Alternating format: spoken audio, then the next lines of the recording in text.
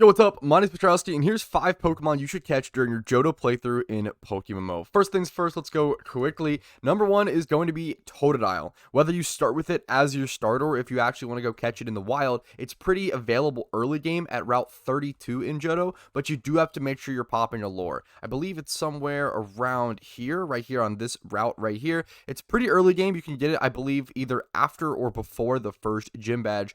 Totodile/Feraligatr is by far the best starter in the Johto region. It's just so powerful. Having access to Stab Waterfall, Rock Smash for Whitney, really good type, really good stats, good coverage, Dragon Dance, Swords Dance. It's just so unbelievably good.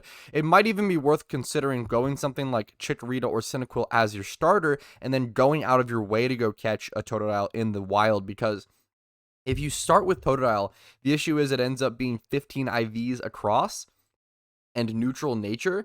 Since it's your starter Pokemon, it's a gift Pokemon. This actually is going to severely weaken your Totodile, so it might be worth to go catch yourself like a Lonely or Naughty or some sort of better Totodile actually in the wild. Now, next up, I highly recommend a Mareep or some sort of electric type Pokemon. Mareep is just pretty plentiful in Johto, and it's a really good one because you get it into Ampharos pretty quickly at level 30. It also learns Discharge, which is why you kind of needed it at level 40, which is kind of steep.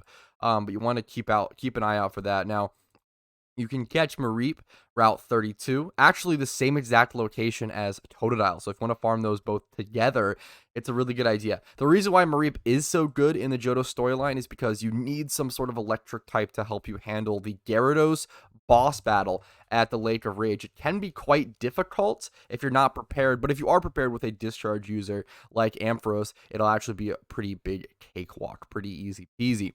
Now, number 3, is important to note that female Pokemon are more valuable in the Johto storyline than males because of Whitney. All of her Pokemon have Attract and are usually females, such as things like Miltank, which is a 100% female-only species, so you have to watch out for that. Having female Pokemon up to the Whitney fight is actually going to be wildly beneficial and let you avoid a ton of RNG and hacks and annoying mechanics from Attract and Charm.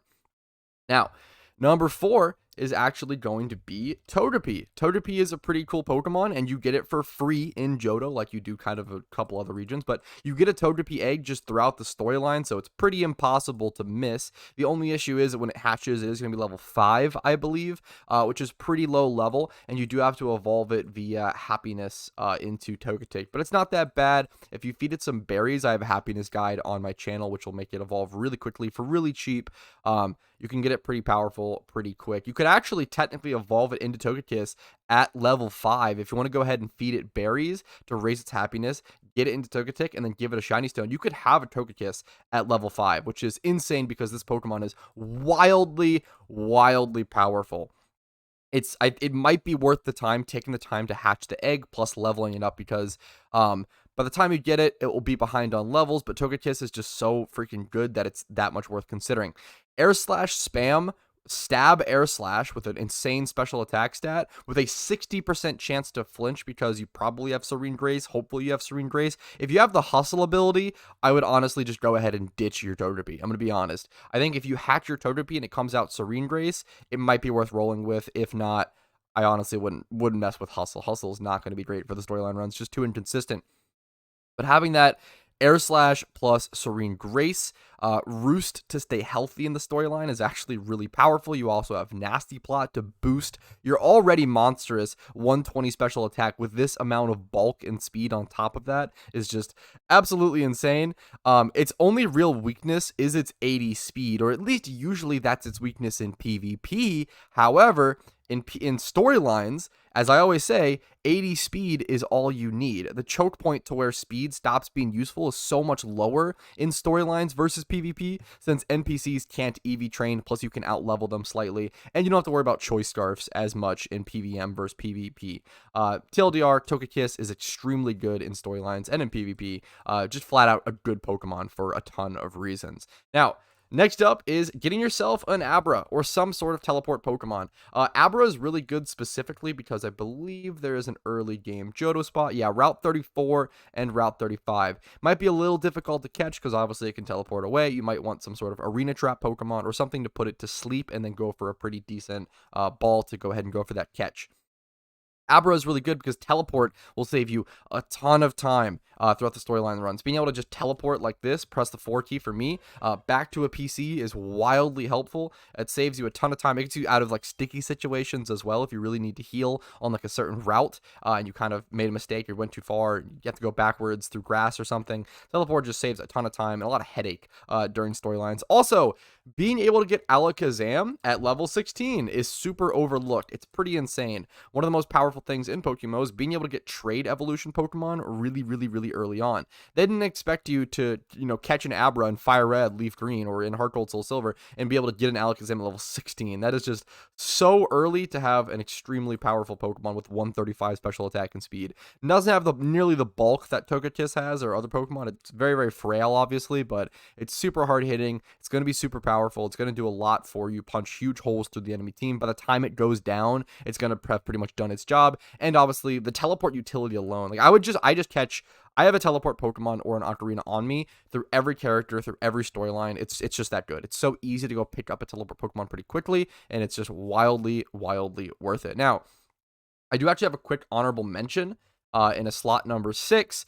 Pretty typical one. If you watch my content, you might be used to this recommendation. Oddish. You can only catch Oddish at nighttime. That's important to note in either Ilex Forest or the Safari Zone. Obviously, going to Ilex Forest is much easier as it's very common. Level 12 to 14.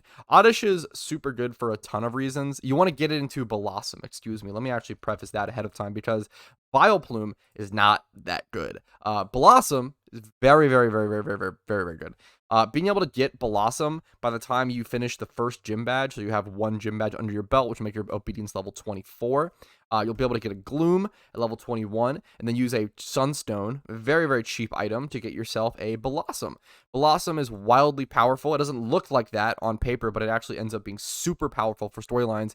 Mainly because of Quiver Dance. Literally, the fact that Blossom is a Quiver Dance user that you can get at level 21 is just insane. You don't get Volcarona until like level 63 or something absurd. So it's pretty insane to get a Quiver Dance user this early on. Yeah, level 59. The Quiver Dance is just an unbelievably powerful move. If you don't know, Quiver Dance is a setup move that raises your special attack, your speed, and your special defense all by one stage in one turn. 3 stat changes, very relevant ones, very powerful ones. It allows you to get bulkier. You get Quiver Dance, which Vileplume does not get. You have pretty good, decent natural bulk. Pretty absolutely solid natural bulk. 75 HP, 95 defense, 100 defense. That's really solid. The 90 special attack stat's a little low, but Quiver Dance more than makes up for it. You also get huge recovery with Gator Drain, and also Sweet Scent. Sweet Scent utility packed onto this Pokemon for either hordes or for shiny hunting or whatever you want to do it with it is just phenomenal. Blossom with Quiver Dance, Giga Drain, Sweet Scent, and if you want to go like Sludge Bomb or something, is just super good. Maybe even a Sleep Powder weaved in there if you want to go for utility on that as well for catching Pokemon, or just for Sleep Powder for the storyline and actually killing trainers and everything. Blossom's so good. I always recommend. It's wildly underrated. I always recommend picking up a Blossom. Blossom is just solid utility and a very powerful Pokemon, really comparable to Abra / Alakazam. So there you go. That is my top 6 picks. Hopefully I didn't miss anything. Hopefully this video was helpful to you. Hopefully it gave you some sort of Pokemon to go catch. If you enjoyed, make sure to leave a like on the video. Subscribe to the channel for daily PokeMMO videos. Follow the Twitch for streams, usually Monday through Thursday, but right now they're pretty sporadic during the Johto release date. Discord's down below if you're interested in that. And if you want to go above and beyond and support the channel, if my content has helped you out enough to warrant it, YouTube memberships, Twitch Primes, Twitch subs, and PayPal / Venmo donations go a very long way and allow me to make more guides, better guides, and stream for it longer. Thanks for watching. Have a great day. I'll see you guys later. Enjoy Johto. Peace.